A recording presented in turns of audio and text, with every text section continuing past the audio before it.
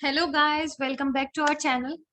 तो आज हम स्टार्ट करेंगे part 2 of our chapter first of class 9 history, that is French Revolution.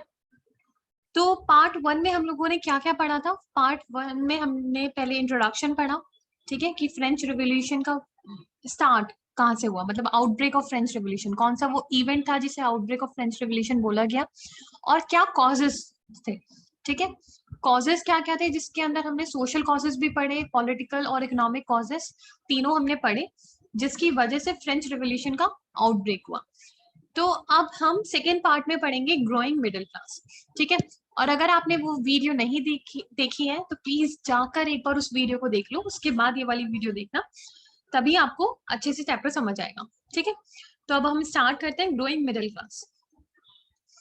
तो ठीक है, अब ये था, हमने फ्रांस सोसाइटी के बारे में पढ़ा कि किस तरीके की वहाँ की सोसाइटी थी, क्या अरेंजमेंट्स थे, ठीक है, और किस तरीके से किंग क्या सोच रहा था कि वो टैक्स को और फर्दर बढ़ाने की सोच रहा था।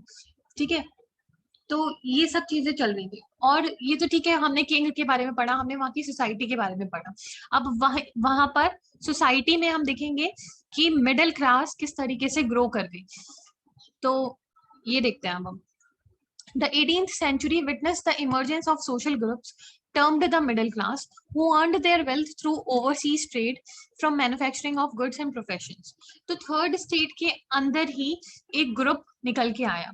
ठीक है, 18th सेंचुरी के अंदर थर्ड स्टेट के अंदर ही एक ग्रुप निकल के आया जिसको मिडिल क्लास का नाम दिया गया। ठीक है, और वो मिडिल क्लास एक ऐसा ग्रुप था जो बहुत ज्यादा पैसा अर्न कर रहा था, जो वेल्दी होता जा रहा था। आप देख रहे हो सब्सिस्टेंस लेवल पे भी क्राइसिस देखने के लिए मिल रहे थे, सब्सिस्टेंस क्राइसिस देखने के लिए मिल रहे थे, और थर्ड स्टेट वाले लोगों को ही टैक्स वगैरह पे करना पड़ता था। लेकिन थर्ड स्टेट में ही एक ग्रुप निकल के आया, middle class. Middle class group कब निकल के आया? 18th सेंचुरी में, वही वही टाइम है। ठीक है, एक ग्रुप निकल के आया था मिडिल क्लास, जिसके पास अच्छी खासी वेल्थ थी, और वो वेल्थ आ कहाँ से रही थी? वो वेल्थ अर्न कहाँ से कर रहे थे? ओवरसीज ट्रेड से। ठीक है, मतलब उस टाइम पे कॉलोनीज वगैरह होती थी तो उनके साथ ट्रेड हो रहा था, तो ओवरसीज ट्रेड हो रहा था, इंपोर्ट हो रहा था, एक्सपोर्ट हो रहा था, जिसमें इस मिडिल क्लास ने पैसा कमाया था। ठीक है, और गुड्स और प्रोफेशंस को मैन्युफैक्चर करके भी इस मिडिल क्लास ने पैसा कमाया था। तो ये एक इमर्ज आउट होके ये सोशल ग्रुप आया। ठीक है, उस टाइम पे 18th सेंचुरी के टाइम पर ये एक इमर्जिंग ग्रुप था। कहाँ से निकला ये? थर्ड स्टेट से निकला। अभी हमने फर्स्ट स्टेट, सेकंड स्टेट और थर्ड स्टेट पढ़े थे ना, तो ये थर्ड स्टेट से एक ग्रुप निकला। ठीक है, this class was educated, believed that no group in society should be privileged by birth. तो ये जो क्लास थी, जाहिर सी बात है, ये क्लास सबसे पहले हम बोलेंगे कि वेल्दी थी। वेल्दी थी, कहाँ से अर्न कर रही थी? ओवरसीज ट्रेड या फिर manufacturing of goods and services, वहां से ये अर्न करी थी, तो ये वेल्दी थी। वेल्दी थी तो पैसा था, तो इसीलिए इनके पास एजुकेशन का भी एक्सेस था, एजुकेशन ले सकते थे। तो ज्यादातर लोग इस क्लास में एजुकेटेड थे, तो एजुकेटेड थे तो इसीलिए उनका मानना था कि इस तरीके से सोसाइटी के अंदर प्रिविलेजेस बाय बर्थ नहीं मिलने चाहिए, कि अगर आप क्लर्जी के बेटे हो तो भैया आपको वो प्रिविलेजेस मिलेंगे जो पहले आपके मम्मी पापा को मिलते आ रहे हैं। तो ये सारी चीजें नहीं होनी चाहिए। तो इस क्लास का क्या मानना था? No, that no group in society should be privileged by birth. तो इनका मानना था कि कोई बर्थ प्रिविलेजेस नहीं होने चाहिए। ये क्या मानते थे? There should be no birth privileges, there should be no birth privileges. इनका यही मानना था कि बर्थ प्रिविलेजेस नहीं होने चाहिए। They were inspired by the ideas put forward by the various philosophers and become a matter of talk intensively for these classes in salons and coffee houses and spread among people through books and newspapers. तो बहुत सारे philosophers ने अपने कुछ कुछ ideas दिए हुए थे, तो ये लोग उन आइडियाज से बहुत ज्यादा इंस्पायर्ड थे, क्योंकि ये एजुकेटेड थे, तो ये उन फिलोसोफर्स के आइडियाज को पढ़ सकते थे, समझ सकते थे। तो ये पढ़ते थे, समझते थे, और ये काफी इंस्पायर्ड थे बहुत सारे फिलोसोफर्स के आइडियाज से। और फिर यही आइडियाज ना एक तरीके से टॉपिक बन जाते थे डिस्कशन का। कहाँ पर? सैलॉन्स में, कॉफी हाउसेस में, इन्हीं आइडियाज का डिस्कशन होने लगा धीरे धीरे। और लोगों के अंदर इन आइडियाज को फैलाया जाने लगा, बुक्स के थ्रू, न्यूज़पेपर्स के थ्रू। तो ये सारा काम किसने किया? मिडिल क्लास लोगों ने, ठीक है। They were inspired by the ideas put forward by various philosophers. तो वेरियस फिलोसोफर्स ने जो आइडियाज दिए, उनसे ये मिडिल क्लास वाले लोग इंस्पायर्ड थे। और इसी वजह से ये लोग क्या करते थे, वो डिफरेंट डिफरेंट आइडियाज को डिस्कस करते थे सैलॉन्स में, कॉफी हाउसेस में।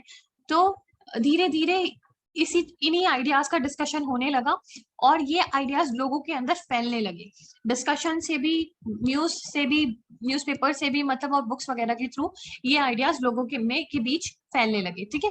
उसके बाद आता है the American constitution and it's guarantee of individual rights was an important example for political thinkers in France. कि फ्रांस में एक पॉलिटिकल थिंकर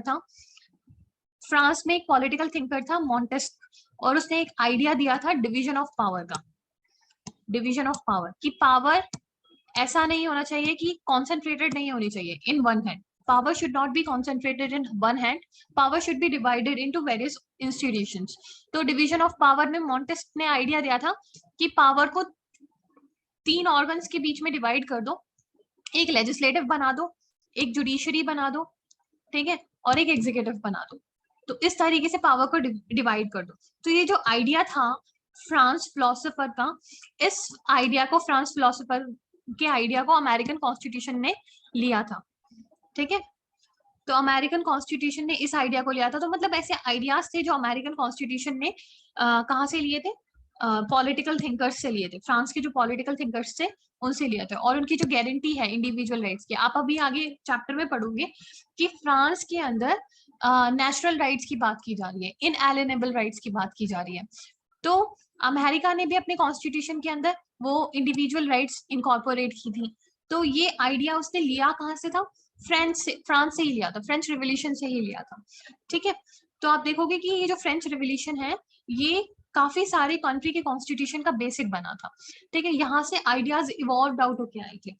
लास्ट में हमने देखा था ना, लास्ट टॉपिक हम क्या देखेंगे? Legacy of French revolution. उसमें हम यही पढ़ेंगे कि फ्रेंच रिवॉल्यूशन से हमें मिला क्या क्या, किस तरीके के आइडियाज थे जो फ्रेंच रिवॉल्यूशन के टाइम पे इवॉल्व आउट होके आए, इवॉल्व हुए, और हम लोगों ने, मतलब डिफरेंट डिफरेंट कंट्रीज ने उन आइडियाज को अडॉप्ट किया, ठीक है। और किस तरीके से सोसाइटी और बेटर होती चली गई, ठीक है। तो अब हम नेक्स्ट टॉपिक देखते हैं, philosophers and the contribution in revolution. अभी हमने क्या देखा कि मिडिल क्लास लोग थे, थर्ड स्टेट के अंदर एक सोशल ग्रुप इमर्ज आउट होके आया जिसका नाम था मिडिल क्लास। वो वेल्दियर सेक्शन था। वो क्या था? वेल्दियर सेक्शन था थर्ड स्टेट का। और वो वेल्थ कहाँ से अर्न कर रहा था? ओवरसीज ट्रेड से अर्न कर रहा था, और गुड्स और प्रोफेशंस की मैन्युफैक्चरिंग से अर्न कर रहा था। क्योंकि वो वेल्दियर था तो उसके पास एजुकेशन का एक्सेस था, तो वो एजुकेटेड था तो वो डिफरेंट डिफरेंट फिलोसोफर्स को पढ़ता था, समझता था, सुनता था।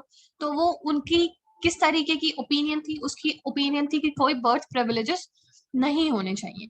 तो उनका ये मानना था कि कोई बर्थ प्रिविलेजेस नहीं होने चाहिए। और वो उन्हीं की वजह से ये जो डिफरेंट डिफरेंट पॉलिटिकल थिंकर्स थे, फिलोसोफर्स थे, इनके आइडियाज को फैलाया गया, ठीक है। और इन्हीं के आइडियाज के बारे में सैलॉन्स पे, कॉफी हाउसेस पे बात की जाती थी, लोगों के अंदर इनके आइडियाज को फैलाया जाता था, ठीक है। तो ये सब काम मिडिल क्लास लोगों ने किया। अब देखते हैं फिलोसोफर्स का क्या कॉन्ट्रीब्यूशन था रिवॉल्यूशन के अंदर। तो जॉन लॉक, ये एक फिलोसोफर है। जैन जैक्वेस रोशो, ये एक फिलोसोफर है। और मॉन्टेस्क्यू, ये एक फिलोसोफर है। अभी मैंने जिसके बारे में बताया वो मॉन्टेस्क्यू ही थे, ठीक है। तो जॉन लॉक की एक बुक है टू ट्रेटिस ऑफ गवर्नमेंट, ठीक है, जिसके अंदर उन्होंने क्रिटिसाइज किया है द डॉक्ट्राइन ऑफ डिवाइन, कि ऐसा कुछ नहीं होता। डॉक्ट्राइन ऑफ डिवाइन को इन्होंने बहुत अच्छे से क्रिटिसाइज किया है अपनी इस book two treatise of government के अंदर। और किसको, और क्या बोला है? Absolute right of the monarch, इसको भी क्रिटिसाइज किया है कि मोनार्क के पास कोई एब्सोल्यूट राइट नहीं होनी चाहिए। एब्सोल्यूट राइट मैंने आपको फर्स्ट वीडियो में भी बताया था कि एब्सोल्यूट राइट का मतलब होता है कि मोनार्क की पावर के ऊपर कोई लिमिट ही ना हो, ठीक है। वो एब्सोल्यूट है, उसने जो कह दिया वो कह दिया, ठीक है।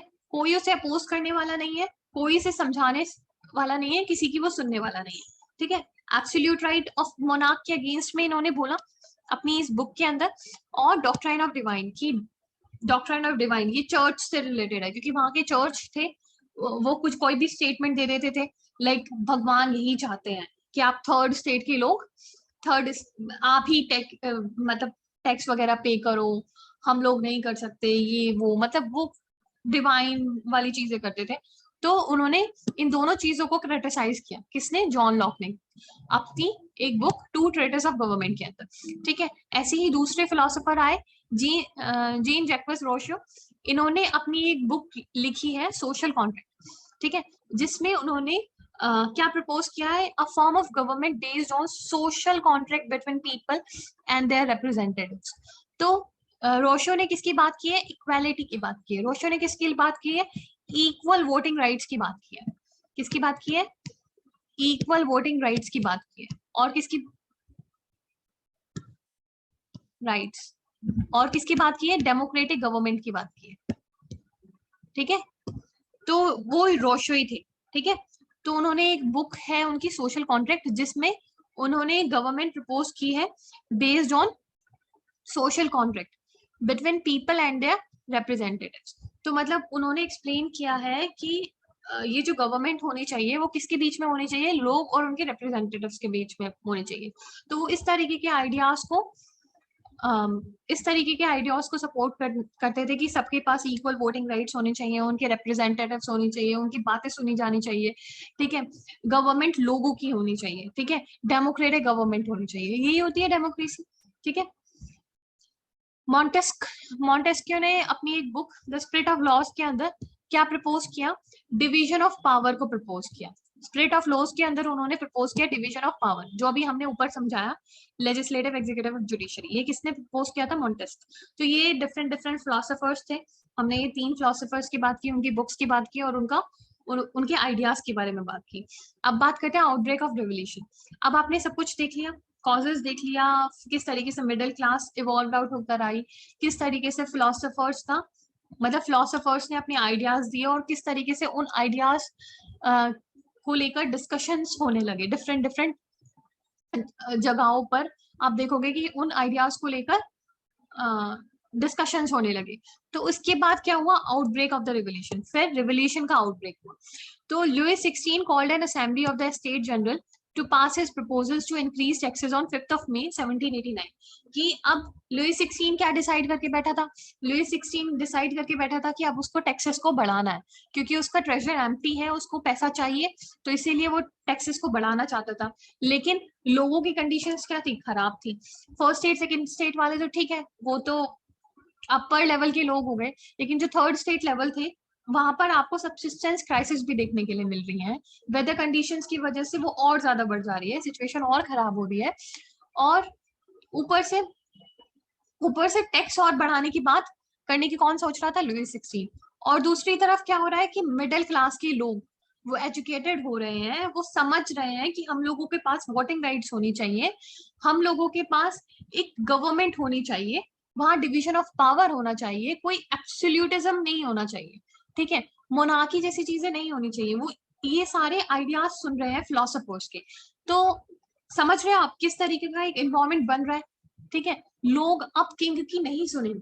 ठीक है, अगर किंग कुछ एक्सट्रीम करेगा तो बिल्कुल नहीं सुनेंगे, क्योंकि अब वो एक तरीके से एनलाइटनमेंट आ रहा है। ठीक है, वो एनलाइटन हो रहे हैं डिफरेंट डिफरेंट फिलोसोफर्स के आइडियाज को सुन के। ठीक है, तो अब लुइस 16 ने क्या डिसाइड किया कि वो अब टैक्स को बढ़ाएगा।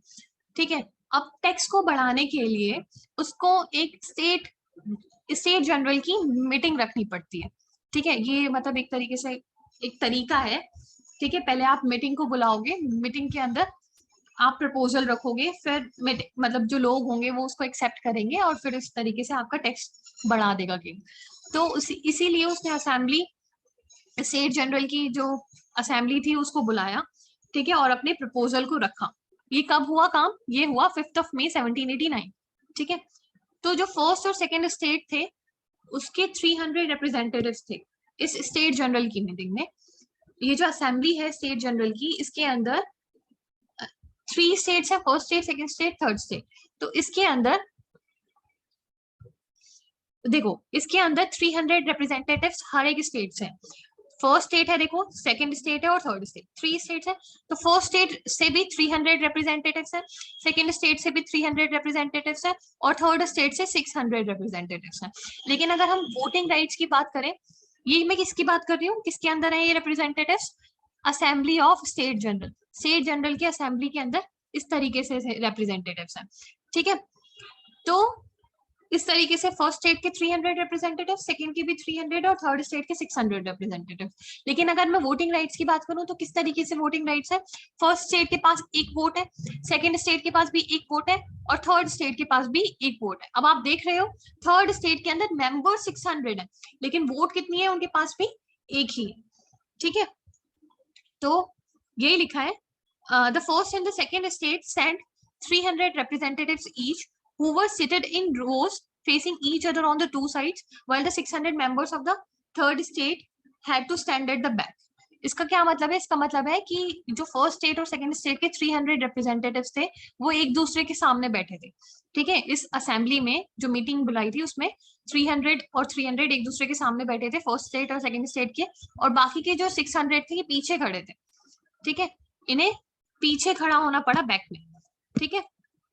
The third state was represented by its more prosperous and educated members only while peasant artisans women were denied entry to the assembly. तो थर्ड स्टेट में भी जो 600 representatives थे वो कैसे थे, वो prosperous थे, वो educated थे। तो थर्ड स्टेट में भी जो रिप्रेजेंट करते थे लोग वो prosperous थे, educated थे, ठीक है। और जो पीजेंट आर्टिसंस विमेन्स थे उनको एंट्री अलाउड नहीं थी असेंबली में, ठीक है। Voting in the general state in the state general in the past have been conducted according to the principle that each state had one vote and same practice to be continued this time, but members of the third state demanded individual voting right whereas where each member would have one vote. तो आप समझ रहे हो कि जैसे मैंने बोला कि हर एक स्टेट के पास एक इक्वल वोटिंग राइट थी, सबके पास एक एक वोटिंग राइट थी, इसी तरीके से वोटिंग इस बार भी करी जानी थी। लेकिन जो मेंबर्स थे थर्ड स्टेट के उन्होंने क्या डिमांड किया, उन्होंने डिमांड की इंडिविजुअल वोटिंग राइट होनी चाहिए, कि हर एक मेंबर के पास एक वोट होनी चाहिए। ऐसे तो हम 600 रिप्रेजेंटेटिव्स हैं लेकिन हमारी 600 रिप्रेजेंटेटिव्स की एक वोट है और आपकी 600 फर्स्ट स्टेट और सेकंड स्टेट को मिला के टोटल 600 रिप्रेजेंटेटिव्स हैं और उनकी टोटल कितनी वोट है, उनकी टोटल 2 वोट्स हो गई और हमारी क्या है, हमारी सिर्फ और सिर्फ एक वोट है। वो यही तो कह रहा है कि हमारी एक वोट है और उन दोनों की मिला के 2 वोट्स हैं, ठीक है। तब कि हम नंबर में तो दोनों बराबर है, फर्स्ट स्टेट और सेकंड स्टेट मिला के भी 600 है और हम थर्ड स्टेट भी 600 है। तो थर्ड स्टेट वालों ने क्या डिमांड किया कि इंडिविजुअल वोटिंग राइट्स होनी चाहिए, क्योंकि थर्ड स्टेट वाले अब एनलाइटन होके आए थे ना, उन्होंने फिलोसोफर्स को सुना, ठीक है।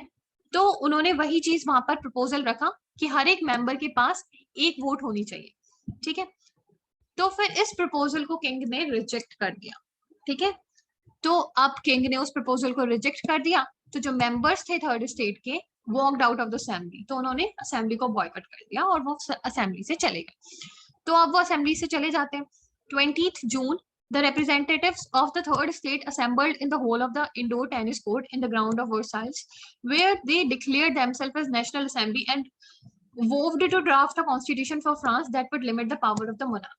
अब 20th जून को जो थर्ड स्टेट के रिप्रेजेंटेटिव्स होते हैं वो क्या डिसाइड करते हैं कि वो एक इंडोर टेनिस कोर्ट है, ये वर्साइल्स के ग्राउंड में एक कोर्ट है, वहां पर सब लोग ये इकट्ठे होते हैं और ये अपने आप को एक नेशनल असेंबली डिक्लेयर कर देते हैं कि अब हम नेशनल असेंबली है। सपोज करो ये वर्साइल्स का एक ग्राउंड है, वहां पर एक टेनिस कोर्ट है, वहां पर ये सारे के सारे इकट्ठे हुए और इन्होंने अपने आप को क्या डिक्लेयर कर दिया, नेशनल असेंबली डिक्लेयर कर दिया कि अब हम नेशनल असेंबली है और अब हम किंग की बात नहीं मानेंगे, ठीक है।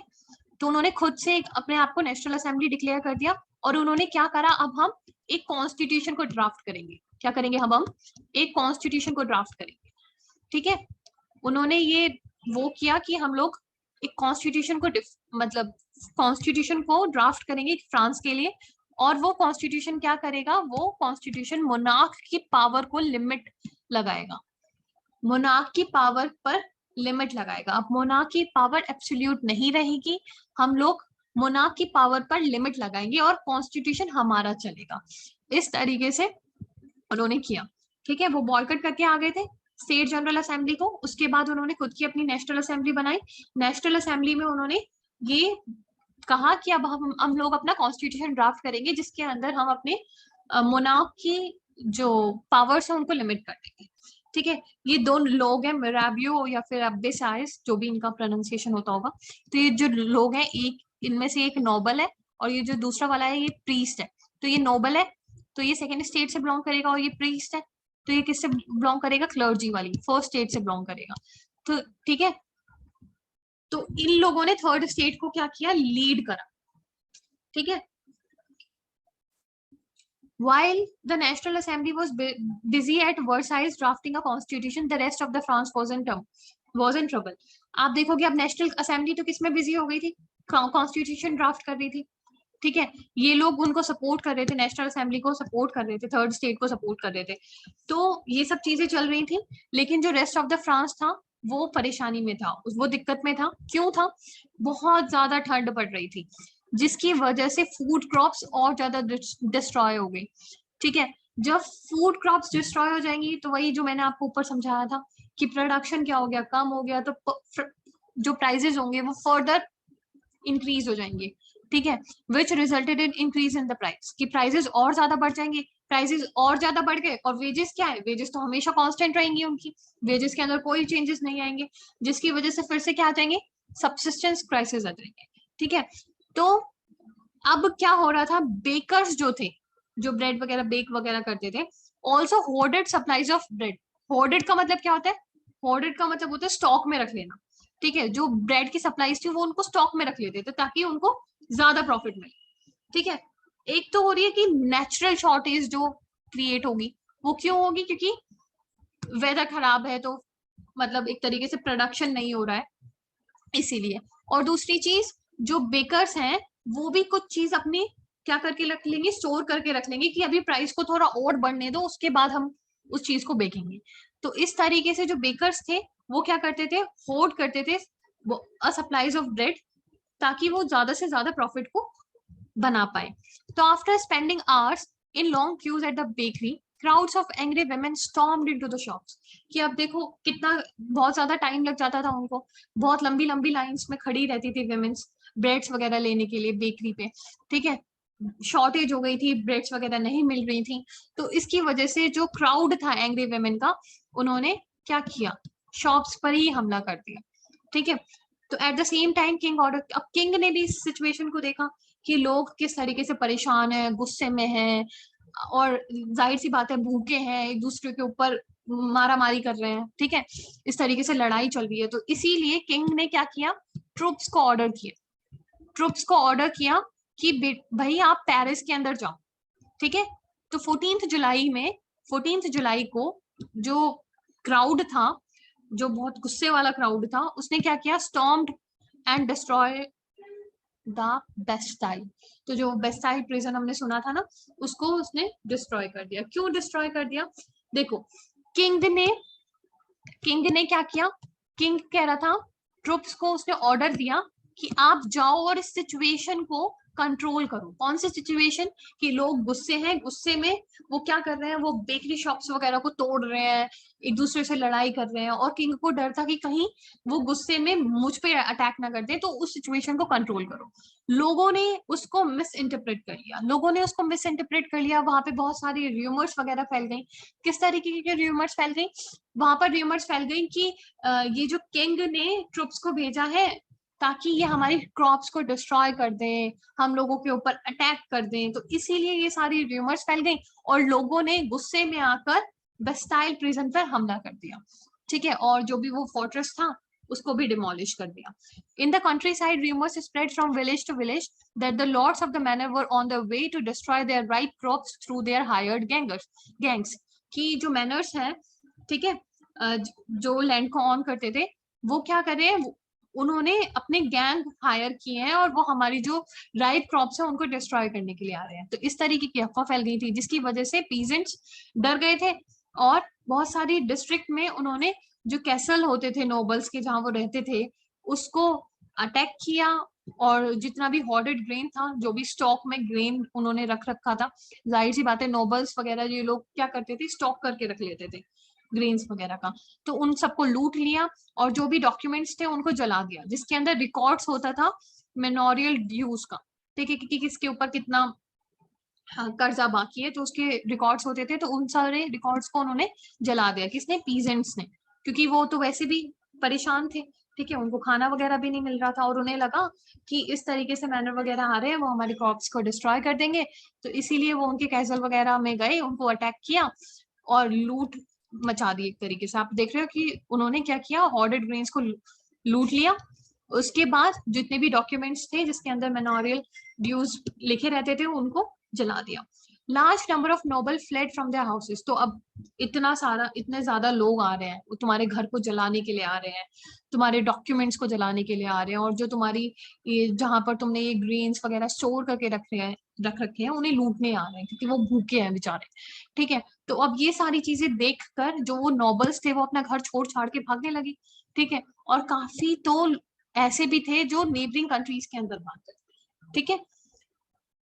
Louis 16 finally recognize the national assembly. तो अब ये वाली सिचुएशन हो गई थी, लोगों ने लूटपाट मचा रखी थी, इधर उधर हमला कर रहे थे, तोड़फाड़ कर रहे थे, ठीक है। तो ये सारी चीजें देखकर लुई 16 ने क्या रिकॉग्नाइज कर ली? नेशनल असेंबली को रिकॉग्नाइज कर लिया, ठीक है। ये जो नेशनल असेंबली बनाई थी ना, किसने बनाई थी?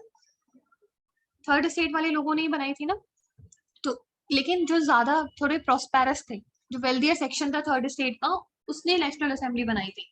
लेकिन अब क्योंकि ये सारी चीजें हो रही थी, तो किंग ने इसको रिकॉग्नाइज कर लिया, इसको एक्सेप्ट कर लिया, ठीक है।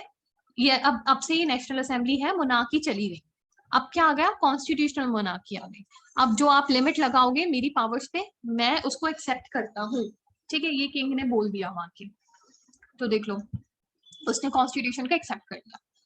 तो अब ये 4 अगस्त 1789 की बात है। हमने देखा था ना 1789 में, 14 जुलाई 1789 को अटैक किया था बेस्टाइल प्रिजन पे, 1789, ठीक है। अब 4 अगस्त 1789 को France pass the laws for abolishing the feudal system of obligations and taxes. कि फ्रांस में एक लॉ पास किया गया जिसमें फ्यूडल सिस्टम को अबॉलिश किया गया, ठीक है। और मतलब जो टैक्सेस वगैरह पे किए जाते थे, जो भी उनका सिस्टम था कि थर्ड स्टेट वाले लोग टैक्स वगैरह पे करेंगे, बाकी और कोई टैक्स पे नहीं करेगा, वो जितने भी ऑब्लिगेशंस थे, जो भी टैक्सेस वगैरह का सिस्टम था, उस सबको अबॉलिश कर दिया गया। कब हुआ ये? 4 अगस्त 1789 को ये हुआ, ठीक है। तो जो मेंबर्स थे क्लर्जी के were also forced to give up their privileges. कि उनसे भी बोला गया, देखो क्लर्जी थी और एडमिनिस्ट्रेशन था, तो एडमिनिस्ट्रेशन तो ठीक है किंग आ गया, लेकिन जो क्लर्जी के मेंबर्स थे उनसे भी कहा गया कि आपको भी अपने प्रिविलेजेस देने पड़ेंगे, आप भी अब अपने प्रिविलेजेस को अपने साथ नहीं रख सकते, ठीक है। तो अब आपको, आपके पास भी ऐसी कोई राइट्स नहीं होंगी, आप भी कॉन्स्टिट्यूशन के अंडर आओगे अब। तो टेथ को अबॉलिश कर दिया गया। टेथ कौन सा टैक्स था? टेथ वो टैक्स था जो क्लर्जी लोग चार्ज करते थे पीजेंट से, ठीक है, तो उसको भी अबॉलिश कर दिया गया। And lands owned by the church were confiscated. और जो भी लैंड चर्च के थ्रू ओन किया जाता था उसको कन्फिस्केट कर लिया गया, मतलब उसको इन्होंने अपने अंडर में ले लिया, ठीक है। अब आप देखो फ्रांस क्या बन गई है? कॉन्स्टिट्यूशनल मोनार्की बन गई है। तो देखो यहाँ पर लिखा है the national assembly completed the draft of the constitution in 1791। देखो 1789 में ये हुआ जब लोगों ने आउटब्रेक ऑफ फ्रेंच रेवोल्यूशन, वही storming at the Bastille prison या फिर डिमोलिशिंग ऑफ द फोर्ट्रेस, ये सारी चीजें हुई 1789 में। 1789 में ही जो किंग था उसने नेशनल असेंबली को रिकॉग्नाइज कर लिया। 1789 में ही जो कुछ ऑब्लिगेशंस थी, मतलब जो फ्यूडल सोसाइटी के ऑब्लिगेशंस और लॉज थे और जो टैक्सेस लॉज थे, उन सबको अबॉलिश कर दिया गया, और क्लर्जी से उनके प्रिविलेजेस ले लिए गए, टेथ को अबॉलिश कर दिया गया, चर्च को कॉन्फिस्केट कर दिया गया। तो ये सब 1789 में हुआ। लेकिन जो नेशनल असेंबली थी वो अपने कॉन्स्टिट्यूशन को ड्राफ्ट कर रही थी, तो वो जो ड्राफ्ट होके कंप्लीट हुआ 1791 में, 1791 तक उसने अपना ये ड्राफ्ट कंप्लीट कर दिया। Completed the draft of the constitution in 1791। तो नेशनल असेंबली ने अब कॉन्स्टिट्यूशन ड्राफ्ट कर दिया है 1791 में, कॉन्स्टिट्यूशन ड्राफ्ट होकर अब तैयार हो गया है, ठीक है। और इस कॉन्स्टिट्यूशन का मेन ऑब्जेक्टिव क्या है? To limit the power of the monarch, कि मोनार्क की पावर पर लिमिट लगाना, ठीक है। तो अब इस कॉन्स्टिट्यूशन की क्या क्या मेन फीचर्स हैं देखो। The powers were now separated and assigned to different institution, वही है। तो मॉन्टेस्क्यू वाला आइडिया इन लोगों ने ले लिया कि पावर्स को क्या कर दिया? डिवाइड कर दिया, पावर्स को डिवाइड कर दिया, लेजिस्लेटिव, एग्जीक्यूटिव और जुडिशरी, ठीक है। और इसने क्या बना दिया, फ्रांस को कॉन्स्टिट्यूशनल मोनार्की बना दिया। ठीक है, अब आप हेड ऑफ द स्टेट तो बन जाओ, ठीक है, head of the state monarch हो गया, लेकिन अब आपके पास एब्सोल्यूट पावर नहीं है। ठीक है, अब आपके पास एब्सोल्यूट पावर नहीं है, you have to work under the spirit of the constitution. ठीक है, तो ये फ्रांस का कॉन्स्टिट्यूशन उस टाइम पर बोल रहा था।